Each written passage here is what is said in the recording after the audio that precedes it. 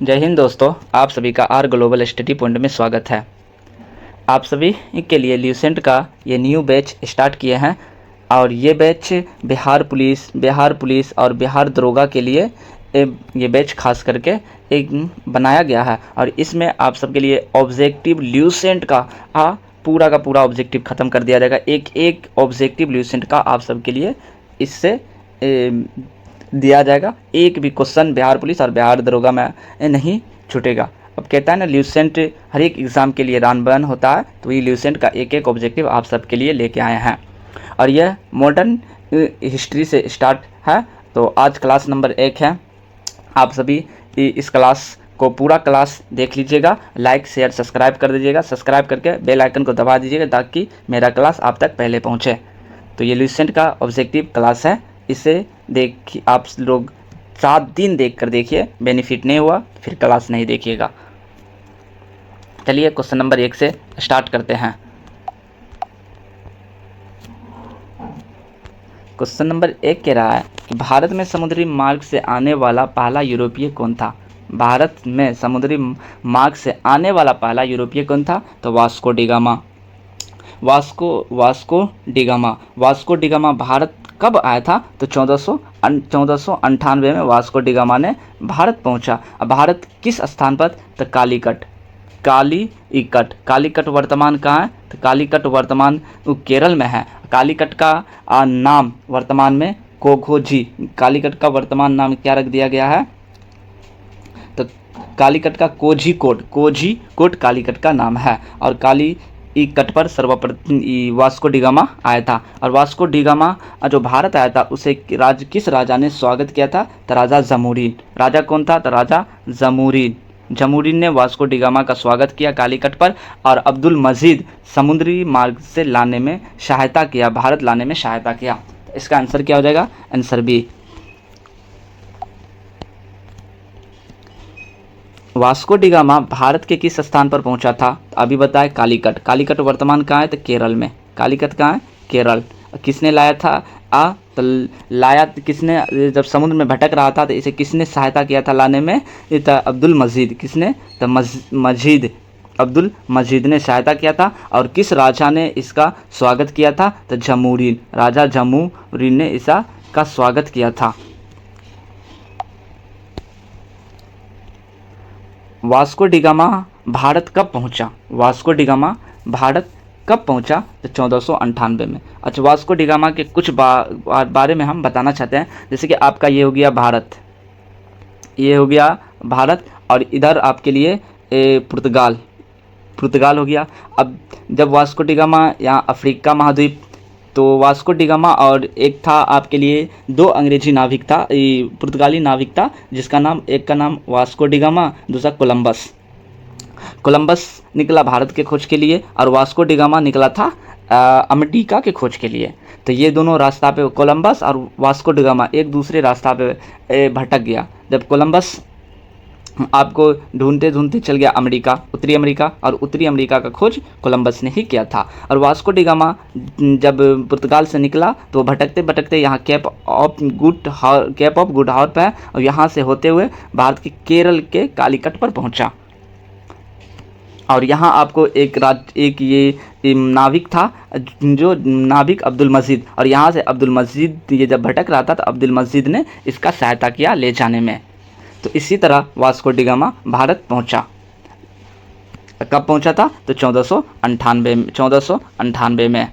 तो इसका आंसर क्या हो जाएगा? Answer B. भारत में पुर्तगालियों का पहला गवर्नर कौन था? भारत में पुर्तगालियों का पहला गवर्नर कौन था? तो फ्रांसीसी द अल्मेडा ये पुर्तगालियों का पहला गवर्नर था। और पुर्तगालियों का वास्तविक गवर्नर किसे कहा जाता है? वास्तविक गवर्नर ये हो गया अलबुर्क, वास्तविक गवर्नर कहा जाता। और पुर्तगालियों को चरम सीमा पर किसने? तो अलबुर्क ने ही पहुंचाया था। इसका आंसर क्या हो जाएगा? Answer B. आप सभी एक क्वेश्चन को पढ़ लीजिएगा, ये बिहार पुलिस के लिए रामबाण साबित होगा। फ्रांसीसी डी अल्मेडा भारत का गवर्नर कब बना? फ्रांसीसी द अल्मेडा भारत का गवर्नर कब बना था? तो फ्रांसीसी दी अल्मेडा भारत का गवर्नर 1505 में बना। दी अल्मेडा भारत का गवर्नर 1505 में बना था। तो इसका आंसर क्या हो गया? Answer B. जहाँ पे डिस्कशन वाला क्वेश्चन आएगा वहाँ हम डिस्कशन कर देंगे, जहाँ डिस्कशन वाला नहीं आएगा वहाँ हम बताते हुए निकल जाएंगे, क्योंकि ऑब्जेक्टिव 50-50 क्वेश्चन का ऑब्जेक्टिव ल्यूसेंट का लेके आना है। और आधुनिक भारत के आधुनिक इतिहास यानी मॉडर्न हिस्ट्री को 10 से 12 दिन में हम ख़त्म कर देंगे। यानी 10 अगर 10 दिन चला तो 500 मॉडर्न हिस्ट्री से आप सबके लिए ऑब्जेक्टिव मिल जाएगा। तो क्वेश्चन नंबर 6, पुर्तगालियों ने गोवा पर अधिकार किसके नेतृत्व में किया था? पुर्तगालियों ने गोवा पर अधिकार किसके नेतृत्व में किया था? अलबुर्क के नेतृत्व में किया था। और अलबुर्क ने कब गोवा पर अधिकार किया था? 1510 ईस्वी में गोवा पर अधिकार कर लिया था। और उस समय ये पुर्तगालियों का गवर्नर था और वास्तविक गवर्नर भी कहा जाता है इसे। पुर्तगालियों का सबसे शक्तिशाली गवर्नर भी माना जाता है। तो इसका आंसर क्या हो जाएगा? Answer B. अलबुर्क ने गोवा पर अधिकार कब किया था? ये क्वेश्चन आपको बताया। और यहाँ 1510 अलबुर्क ने गोवा पर 1510 में अधिकार कर लिया था। इसका आंसर क्या हो गया? Answer C. भारत में पहला मुद्रणालय यानी प्रिंटिंग प्रेस, भारत में पहला प्रिंटिंग प्रेस कहाँ स्थापित किया गया था? तो भारत में पहला प्रिंटिंग प्रेस गोवा में। अच्छा, प्रिंटिंग प्रेस को स्थापित करने वाला कौन था? तो किसने लाया था? तो पुर्तगालियों ने।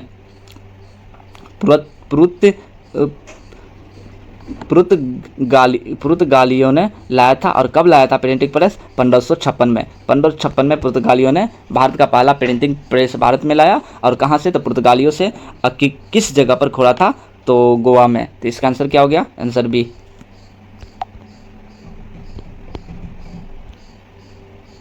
गोवा में पहला मुद्रा राक्षस किस वर्ष स्थापित किया गया था? तो गोवा में पहला किस वर्ष यानी प्रिंटिंग प्रेस किस वर्ष स्थापित किया गया था? तो 1556 में।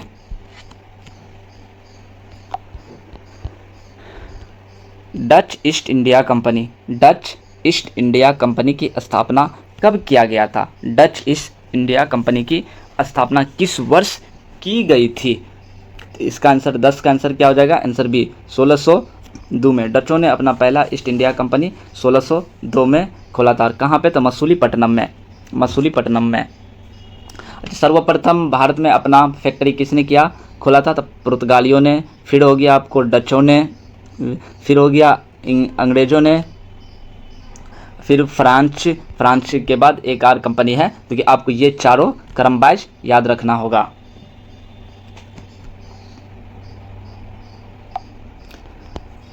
डच ईस्ट इंडिया कंपनी की संक्षिप्त नाम क्या है? डच ईस्ट इंडिया कंपनी, इसका हो जाएगा FIC फ्रेंच ईस्ट नहीं, इसका डच ईस्ट इंडिया कंपनी का हो जाएगा VOC। ये तो हो गया फ्रांस ईस्ट इंडिया कंपनी का। ये हो जाएगा इंग्लैंड ये हो जाएगा VOC, इसका संक्षिप्त नाम हो गया। तो ए। अंग्रेजी ईस्ट इंडिया कंपनी की स्थापना कब हुई थी? अंग्रेजी ईस्ट इंडिया कंपनी की स्थापना। तो अंग्रेजी ईस्ट इंडिया कंपनी की स्थापना कब किया गया था? 1600 ईस्वी में। अंग्रेजी ने अपना ईस्ट इंडिया कंपनी की स्थापना कब किया था? 1600 ईस्वी में। जिस time England east India company की स्थापना हुआ था, उस समय भारत का शासक कौन था? जिस समय इंग्लैंड के ईस्ट इंडिया कंपनी की स्थापना उस समय हुआ था, उस समय भारत का शासक कौन था? ये क्वेश्चन आपका पूछा जाता है। उस समय कौन था? तो अकबर। कौन था? तो उस समय भारत का शासक अकबर था। और इस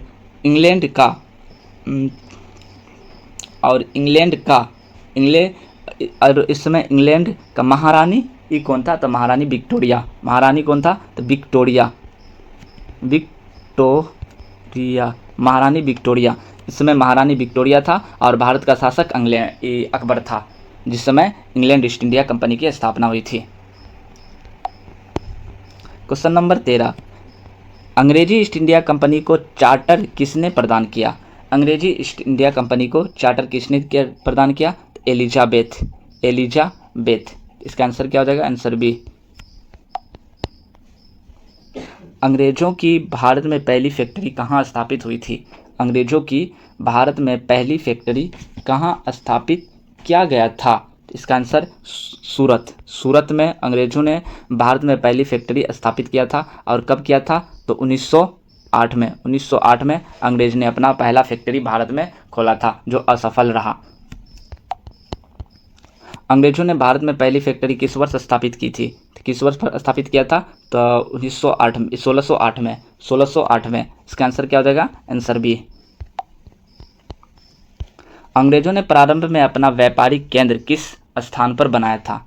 अंग्रेजों ने प्रारंभ में अपना व्यापारिक केंद्र किस स्थान पर बनाया था? तो 16 का आंसर क्या हो जाएगा? सूरत। अंग्रेजों ने अपना पहला या प्रारंभ में व्यापारिक केंद्र या व्यापारिक केंद्र हुई फैक्ट्री हो गया कहाँ स्थान, किस स्थान पर? तो सूरत। सूरत कहाँ है? गुजरात में। तो इसका आंसर ए। अंग्रेजों ने दक्षिण भारत में अपनी पहली फैक्ट्री कहाँ स्थापित की थी? तो दक्षिण भारत में अपनी पहली फैक्ट्री मसूलीपट्टनम में। मसूलीपट्टनम में। मसूलीपट्टनम कहाँ है? तो केरल। मसूलीपट्टनम केरल में ही है। और मसूलीपट्टनम में कब स्थापित किया था? तो 1611 में अंग्रेज ने अपना पहला दक्षिण भारत में मसूलीपट्टनम में स्थापित किया था, जो कि 1611 ईस्वी में किया था। तो इसका आंसर क्या हो जाएगा? Answer B. अंग्रेजों को भारत में व्यापार की अनुमति देने वाला मुगल सम्राट कौन था? जिसने अंग्रेज को व्यापार करने के लिए अनुमति दिया था, उस समय मुगल सम्राट कौन था? तो मुगल सम्राट जहांगीर। कौन था? तो जहांगीर। जहांगीर ने ही अंग्रेज को व्यापार के लिए अनुमति दिया था। इसका आंसर क्या हो जाएगा? Answer C. और जहांगीर के दरबार में आने वाला पहला अंग्रेज कौन था? तो कैप्टन हॉकिंस। Captain Hawkins. और कैप्टन हॉकिंस था। कौन था? तो कैप्टन हॉकिंस। कैप्टन हॉकिंस ये जहांगीर के दरबार में आया था। कब आया था? तो 1908 में। 1908 में आया था। थॉमस मुंडो ने 1915 में आया। 1608 हो जाएगा। 1608 में। यहाँ 1615 हो जाएगा। तो जहांगीर के दरबार में कैप्टन हॉकिंस आया था और कैप्टन हॉकिंस ने ही मुगलों से अनुमति लिया था वह अपना पहली फैक्ट्री स्थापित करने के लिए। सर थॉमस रो मुगल सम्राट के दरबार में आया था। किस मुगल सम्राट के दरबार में आया था? तो जहांगीर के दरबार में। जहांगीर के दरबार में ही आया था। कब आया था? 1615 में। 1615 या 1612? 1615 या 1612 होगा इसका। सर थॉमस रो किस वर्ष भारत आया था? यानी किस वर्ष? तो यहाँ 1615 में। इसका आंसर आ गया 1615 में सर थॉमस रो भारत आया था। Answer C. अच्छा, मुगल दरबार में आने वाला प्रथम अंग्रेज कौन था? यानी एक क्वेश्चन है कि मुगल दरबार में आने वाला प्रथम अंग्रेज कौन था? तो अंग्रेज कौन था? Roelof Finch. क्या नाम था? तो फिंच। Roelof Finch. किसके दरबार में आया था? तो ये अकबर के ही दरबार में आया था। ये अकबर के दरबार में आया था। और पूछेगा जहांगीर के दरबार में आने वाला पहला कौन था? तो कैप्टन हॉकिंस। इसका आंसर क्या हो गया? इसका आंसर सी है। अंग्रेजों ने पुर्तगालियों को स्वाली के युद्ध में कब हराया? यानी स्वाली का युद्ध कब हुआ था? स्वाली का युद्ध 1612 में। स्वाली का युद्ध जिसमें पुर्तगाली और अंग्रेज के बीच हुआ था, जिसमें पुर्तगाली का हार हुआ, अंग्रेज का विजय हुआ। तो इसका आंसर क्या हो जाएगा? Answer B. स्वाली के युद्ध में अंग्रेजों का नेतृत्व किसने किया था? स्वाली के युद्ध में अंग्रेजों का नेतृत्व किसने किया था? Thomas best. किसने किया था? थॉमस बेस्ट ने। अच्छे, जॉब चौरनॉक कौन है? तो जॉब चौरनॉक ने कोलकाता की स्थापना किया था। उसमें कलकत्ता चलता था। कलकत्ता का स्थापना किसने किया? जॉब चौरनॉक ने। तो इसका आंसर क्या हो गया? आंसर है। मद्रास की स्थापना किससे संबंधित है? मद्रास की स्थापना किसने किया था? फ्रांसीसी डे। मद्रास की स्थापना फ्रांसीसी डे। और जॉब चौरनॉक इसने कलकत्ता की स्थापना किया था। अंग्रेजों ने मद्रास में फोर्ट सेंट जॉर्ज कब बनाया?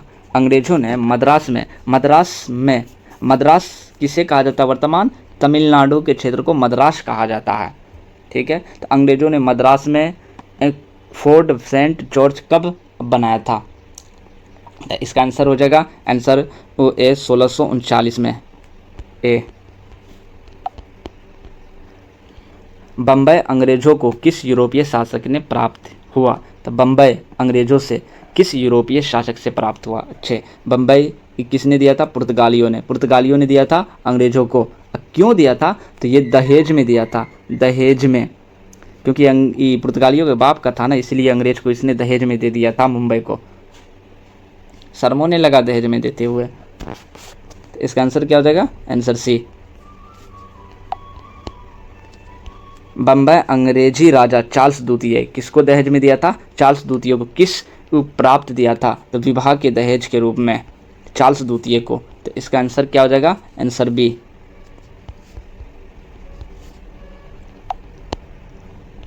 चार्ल्स द्वितीय को बम्बई किसके विवाह के अवसर पर मिला था? तो बम्बई किसके विवाह के अवसर पर मिला था? Catherine of Braganza. ये कहाँ की थी? तो ये यूरोप, ये पुर्तगाली की थी, और पुर्तगाली की महारानी थी, और ये चार्ल्स द्वितीय मुंबई का था। तो ये दोनों का जब विवाह हुआ तो चार्ल्स द्वितीय को मुंबई एक दहेज में दे दिया गया। तो इसका आंसर क्या हो जाएगा? Answer A.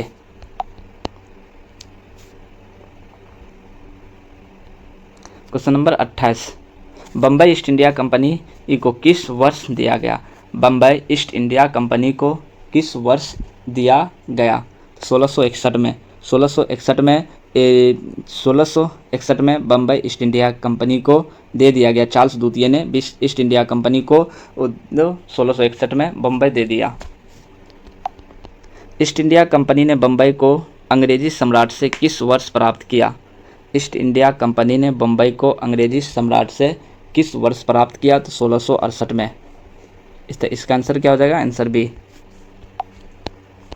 फ्रांसीसी ईस्ट इंडिया कंपनी की स्थापना कब हुई थी? फ्रांसीसी ईस्ट इंडिया कंपनी की स्थापना कब हुई थी? तो फ्रांसीसी ईस्ट इंडिया कंपनी की स्थापना 1664 में। फ्रांसीसी ईस्ट इंडिया कंपनी की स्थापना कब हुआ था? तो 1664 में हुआ था। और फ्रांसीसियों ने अपना पहली फैक्ट्री 1664 में कहाँ स्थापित किया था? इन्होंने अपना फ्रांसीसी ने सूरत में ही स्थापित किया था, सूरत में स्थापित किया था 1664 में। इसका आंसर क्या हो जाएगा? आंसर सी।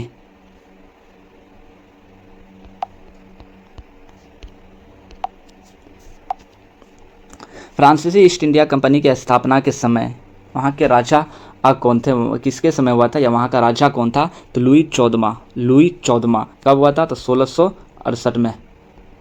1668 में। तो इसका आंसर क्या हो जाएगा? Answer A. भारत में फ्रांसीसियों का प्रमुख केंद्र कौन था? भारत में फ्रांसीसियों का प्रमुख केंद्र कौन था? तो भारत में फ्रांसीसियों का प्रमुख केंद्र पुदुचेरी। कौन था? तो पुदुचेरी। भारत में फ्रांसीसियों का प्रमुख केंद्र पुदुचेरी। इसका आंसर क्या? Answer B. इसमें सर्वप्रथम सूरत में फैक्ट्री खोला, उसके बाद मसूलीपट्टनम में दूसरा फैक्ट्री, मसूलीपट्टनम में तीसरा फैक्ट्री, पुदुचेरी में, और पुदुचेरी को फ्रांसीसी ने अपना मुख्य केंद्र बनाया। फ्रांसीसियों ने पांडिचेरी को अपना प्रमुख केंद्र कब बनाया? फ्रांसीसियों ने पांडिचेरी को अपना प्रमुख केंद्र कब बनाया? 1674 में। 1674 में। कब बनाया? 1674 में। फ्रांसीसी व्यापारी कंपनी 1673 में पुदुचेरी अपनाने यानी ठिकाने बनाए, और 1674 में फ्रेंको मार्टिन ने पुदुचेरी नामक तीसरा फ्रेंच बस्ती बताया। किसने फ्रेंच बस्ती? अच्छा, इस फ्रेंच पुदुचेरी बसाया था किसने? तो फ्रेंको मार्टिन ने, और 1674 में ही पांडिचेरी को अपना मुख्य केंद्र मान लिया था। इसका आंसर क्या हो जाएगा? Answer B. बंगाल में अंग्रेजों के व्यापारिक विस्तार से किस व्यक्ति का नाम जुड़ा है? बंगाल में अंग्रेजों के व्यापारिक विस्तार से किस व्यक्ति का नाम जुड़ा है? तो जॉब चार्नोक। किसका नाम जुड़ा है? तो जॉब चार्नोक ने ही बंगाल यानी कलकत्ता की स्थापना किया। इसका आंसर क्या हो जाएगा? Answer A.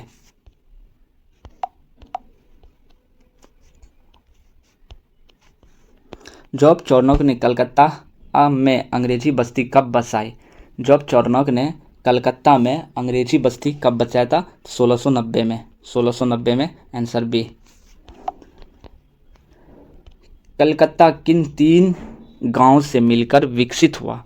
कलकत्ता किन 3 गांव से मिलकर विकसित हुआ? यानी अभी जो वर्तमान कोलकाता है तो उस समय कलकत्ता कहलाता था। कलकत्ता, सुतानी, कालीकता और गोविंदपुर। सुतानी, कालीकता, गोविंदपुर, ये तीनों से मिलकर कलकत्ता बना है। ये तीनों से मिलकर कलकत्ता बना। तो आंसर क्या हो गया? Answer B.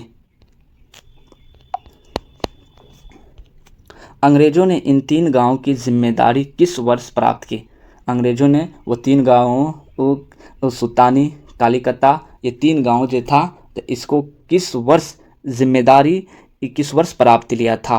तो किस वर्ष था?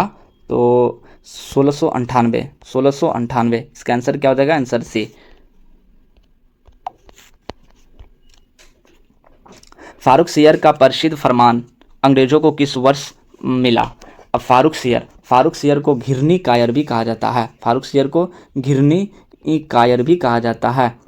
और ये मुग़ल सम्राट था, सबसे मतलब डरपोक भी मुग़ल सम्राट था। और इस 1717 में अंग्रेज़ों को वो एक फरमान जारी किया जिससे अंग्रेज़ ने अपना मेगना काटा कहा। इस फरमान को अंग्रेज़ ने मेगना काटा कहा। इस फरमान के तहत अंग्रेज़ को बंगाल पर अधिकार करने का जिम्मेदारी दे दिया। यानी अंग्रेज को बंगाल पर, जो उस समय का सबसे बड़ा और सबसे प्रसिद्ध जगह था, और उस जगह को फारूक सियर ने अंग्रेज के हाथों दे दिया। और उसी समय इस फरमान को अंग्रेजों का मेगना काटा कहा जाने लगा। तो ये 1717 में हुआ था। इसका आंसर क्या है? Answer B. 1717 का फरमान किस मुग़ल सम्राट ने जारी किया था? 1717 का फरमान किस मुग़ल सम्राट ने जारी किया था? तो फारूक सियर ने। तो इसका आंसर क्या हो जाएगा? आंसर सी। 1717 के फरमान से अंग्रेज को किस क्षेत्र में विशेष व्यापारिक सुविधा दी गई थी? तो बंगाल। कौन सा क्षेत्र? बंगाल। उस समय का सबसे प्रसिद्ध क्षेत्र था। तो इसका आंसर क्या है? आंसर है। भारत में डचों की पहली फैक्ट्री कहाँ स्थापित हुई? भारत में डचों ने अपना पहला फैक्ट्री कहाँ स्थापित किया था? तो मसूलीपट्टनम में। मसूलीपट्टनम में कहाँ स्थापित किया था? तो मसूलीपट्टनम में डचों ने अपना पहला फैक्ट्री स्थापित किया था। और 1605 में अपना पहला फैक्ट्री स्थापित किया। तो इसका आंसर क्या हो जाएगा? Answer A. डच ने मसूलीपट्टनम में पहली फैक्ट्री स्थापित की थी। डच ने मसूलीपट्टनम में अपना पहली फैक्ट्री कब स्थापित किया था? 1605 में। इसका आंसर क्या हो गया? Answer B. निम्नलिखित में से कौन सी कंपनी फ्रांसीसी की है? तो ये हो गया डचों का, ये डचों का है। और ये फ्रांसीसी का नहीं है। ये इंग्लिश ईस्ट इंडिया कंपनी अंग्रेज का हो गया, ये भी फ्रांसीसी का नहीं है। French east India company, French east India company किसका हो गया? तो ये आपका हो गया फ्रांस का। इसका आंसर क्या हो जाएगा? Answer C. प्रथम कर्नाटक युद्ध कब हुआ था? तो प्रथम कर्नाटक युद्ध कब हुआ था? तो प्रथम कर्नाटक युद्ध 1746 से 1748 तक, 1746 से 1748 प्रथम कर्नाटक युद्ध हुआ था। और प्रथम कर्नाटक युद्ध एला सोपा के संधि के तहत समाप्त किया गया। इसका आंसर क्या है? Answer B. प्रथम कर्नाटक युद्ध का मुख्य कारण क्या था? ऑस्ट्रेलिया के उत्तराधिकारी का युद्ध। प्रथम कर्नाटक युद्ध का मुख्य कारण ऑस्ट्रिया के उत्तराधिकारी का युद्ध था। इसका आंसर क्या है? Answer B. और कब से कब तक चला था? 1746 से 1748 तक। यहीं पे द्वितीय कर्नाटक युद्ध कब से कब तक चला था? 1749 से 1754 तक द्वितीय कर्नाटक युद्ध चला था। प्रथम कर्नाटक युद्ध किस संधि से प्राप्त हुआ? तो एला सोपा का संधि, एला सापेल की संधि। तो इसका आंसर क्या हो जाएगा? Answer C. द्वितीय कर्नाटक युद्ध कब से कब तक हुआ था? तो द्वितीय कर्नाटक युद्ध 1749 से 1754 तक। यहाँ पर हो गया प्रथम कर्नाटक युद्ध, ये हो गया द्वितीय कर्नाटक युद्ध, और ये तृतीय कर्नाटक युद्ध। तृतीय कर्नाटक युद्ध, प्रथम कर्नाटक युद्ध एला सोपा का संधि, द्वितीय कर्नाटक युद्ध पांडुचेरी की संधि के तहत समाप्त हुआ था, और तृतीय कर्नाटक युद्ध आरकूट के नेतृत्व में तृतीय कर्नाटक युद्ध शुरू हुआ था। अतः इसका आंसर क्या हो जाएगा? Answer B.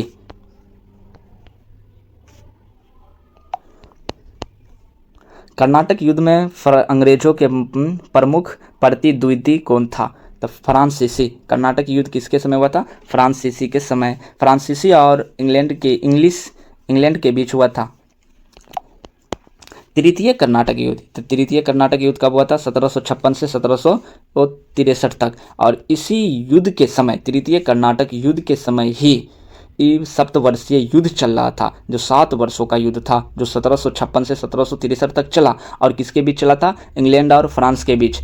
और इसी युद्ध के बीच एक वांडी वांस का युद्ध हुआ। नाम क्या है? वांडी वांस का युद्ध। वांडी वांस के युद्ध कब हुआ था? तो 1760 में, जिसमें फ्रांसीसी को बुरी तरह से हार हुई, और फ्रांसीसी इस युद्ध के बाद फ्रांसीसी की समाप्ति हो गई।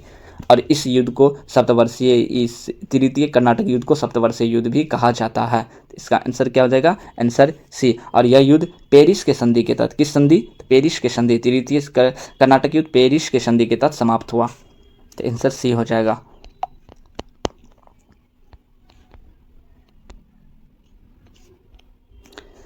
भारत में अंग्रेजी सत्ता के विस्तार में कर्नाटक युद्धों का सबसे महत्वपूर्ण परिणाम क्या था?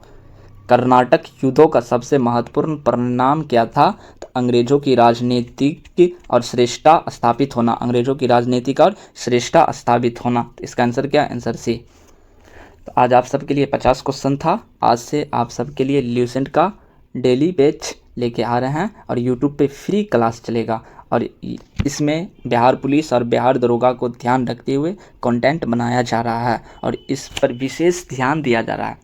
और हफ्ता में एक बार आप सबके लिए प्रैक्टिस सेट भी हम लेके आएंगे 100 क्वेश्चन का, और उसे भी आप सब देख लीजिएगा। अगर आप सभी को क्लास अच्छी लगी है तो लाइक, शेयर और सब्सक्राइब कर दीजिए। जय हिंद, जय भारत। मिलते हैं नेक्स्ट क्लास में।